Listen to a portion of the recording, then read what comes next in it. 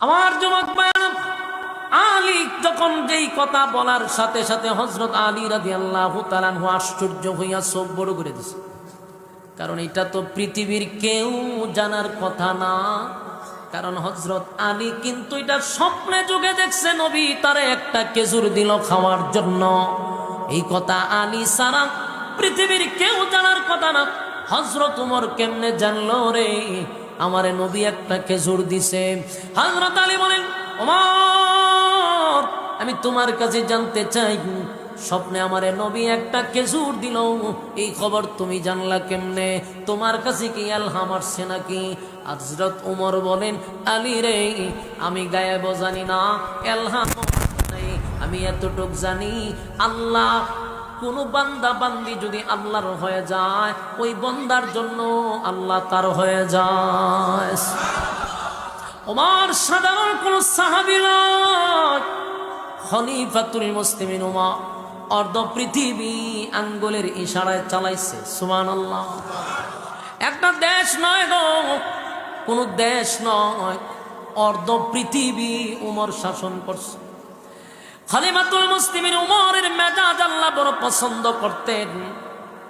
উমরকে মেজাজে ওহী বলা হইত। আল্লাহ উমরের মেজাজটারে বড় পছন্দ করতেন। মদিনার মধ্যে একবার হাবিব কিবরিয়া এক মুনাফিকের জানাজায় গিয়ে উপস্থিত হয়ে গেছে। গোটা মদিনায় একটা লারা পড়ে গেছে, আল্লাহর নবী মুনাফিকের জানাজা পড়াবে। গোটা মদিনায় যখন আলোড়ন হয়ে গেল, নবী কেমনে গো মুনাফিকের জানাজা পড়ানোর জন্য মাঠে গেল? কেন গেল? গোটা মদিনার মানুষ আশ্চর্য হয়ে গেল। সাহাবীরা কোনদিন তার জানাজায় যাওয়ার কথা না, কিন্তু নবী যেহেতু জানাজার মাঠে গেছে, তাই সাহাবায়ে কেরাম বাধ্য হইয়া জানাজার মাঠে গেছে।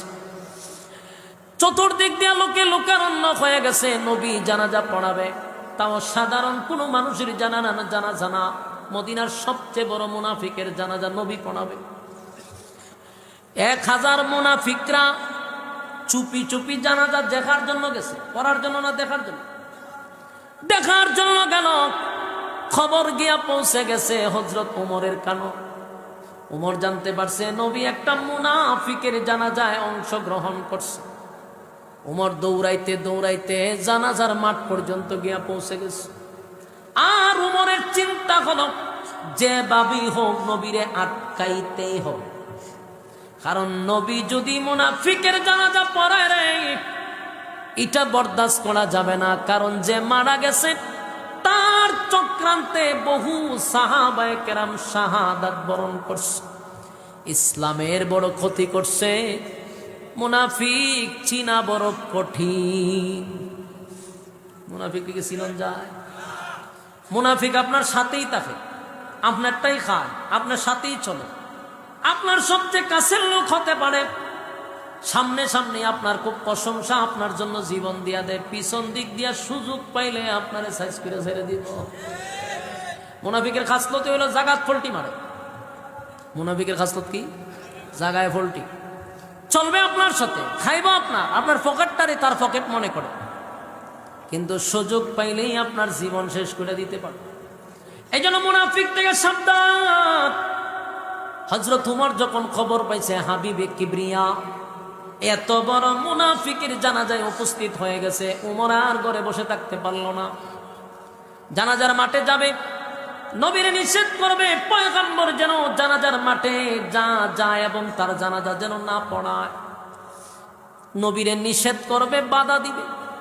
কিন্তু কাছাকাছি যাওয়ার পরে হযরত উমর চিন্তা করলো, এখন যদি আমি নবীরে বলি, নবী গো জানাজা পড়াইতে পারবেন না, জানাজা পড়াইয়েন না, আমি উমরের পক্ষ থেকে এটা আদেশ হয়ে যায়।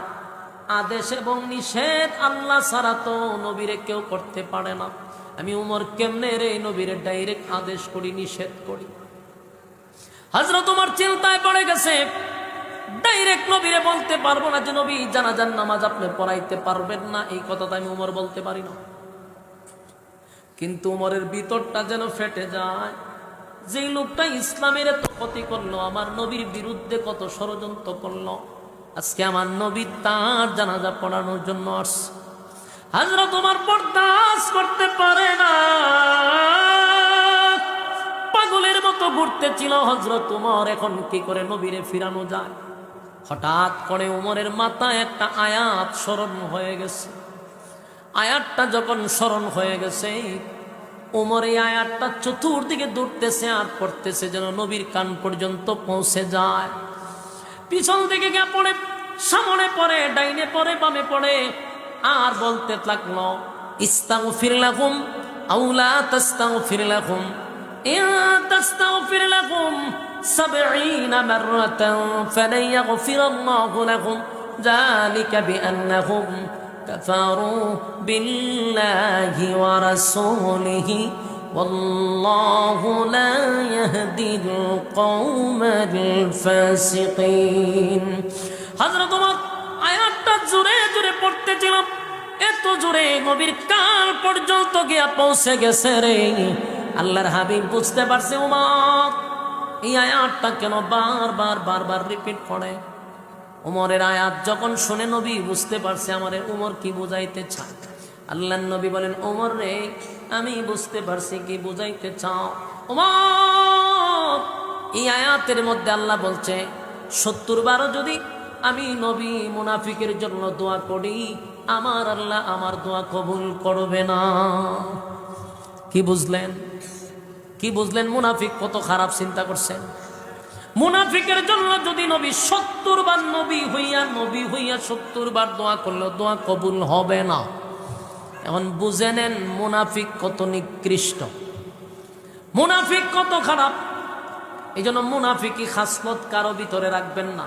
ইয়াহুদি খ্রিস্টানরা যেই পরিমাণ ক্ষতি করতে পারে নাই, মুনাফিকরা সে বেশি ক্ষতি করছে। আমার যুবক ভাইরা, আল্লাহর নবী বলে, ওমর, এই আয়াতে আমার মালিক বলছে 70 বার যদি দোয়া করি রে, আমার দোয়া আল্লাহ কবুল করবে না। ওমর কয়, তাহলে আপনি কেন এখানে দাঁড়াইলেন? এটা তার বলতে পারে না, বুঝাইতেছে দূর থেকে। আগে নবীজি যেই জায়গায় মুনাফিকের জন্য 70 বার দোয়া করলেও দোয়া কবুল হয় না, আপনি নবী কেমনে তার জানাজাটা পড়াইতে আসলেন? আল্লাহর নবী তখন ডাক দেয়া হয়, ওমর, কোরআনের কোন আয়াতে আমার আল্লাহ তো জানাজার নামাজ নিষেধ করে নাই। এই কথাটা বলার সাথে সাথে হযরত ওমর একটু নরম হয়ে গেছে, কারণ কোরআনের কোন আয়াত নাই যে মুনাফিকের জানাজা পড়াইয়েন না। এই জন্য ওমর একটু আশ্চর্য হইয়া পিছনে চলে গেছে, কিন্তু মন বেশি একটা ভালো না। কারণ যেই লোকটার জানাজা নবী পড়াবে, এই লোকটা সবচেয়ে বড় মুনাফিক ছিল, মুনাফিকের সর্দার।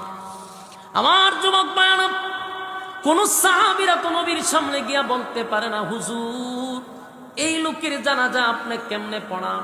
কিন্তু ওমরের কিছু সাহস ছিল, তাই আয়াতটা শুনাইয়া নবীর ইঙ্গিত দিল। নবীও আয়াতটা শুইনা বুঝতে পারছে ওমর কি বুঝাইতে চায়। কিন্তু আল্লাহ নবীর কথা হলো, আমার দয়া মায়াটা বেশি, আমারে আল্লাহ এত মায়া দয়া কেন দিল? আমার মনটা চায় রে, মালিক বলছে 70 বার, আর আমার মনটা চায় কোন গুনাহগার বান্দা বান্দির জন্য যদি 100 বার দোয়া করলে আমার আল্লাহ যদি মাফ করে দেয়। সুবহানাল্লাহ। আরসালনাকা ইল্লা রাহমাতাল লিল আলামিন। আমার নবী রহমত, নবী সব জাহানের জন্য রহমত, সব জাতির জন্য রহমত, এমনকি বেঈমানের জন্য আমার নবী রহমত। আমার যুবক ভাইরা, হাবিবে কিবরিয়া সেই সময় হযরত ওমরকে বলল, ওমর, আল্লাহ বলছে 70 বার, আমার মনটা চায় 100 বার, তাই তো আমি দোয়া করি যেন আল্লাহ মাফ কইরা দেয়। হযরত ওমরের মনটা খারাপ, হায় হায়, নবী এত বড় মুনাফিকের জানাজা পড়াবে। কিন্তু এর থেকে বেশি আশ্চর্য নবী করে দিল, এর চেয়ে বেশি আশ্চর্য হয়ে গেছে। হঠাৎ করে আমার নবী লাশের সামনে গিয়া দাঁড়াইছে, দাঁড়াইয়া নবীর শরীরের জুব্বাটা খুলছে, কইলা নবী ওই মুনাফিকরে নিজের জুব্বাটা কাপন স্বরূপ পড়ায়া দিছে।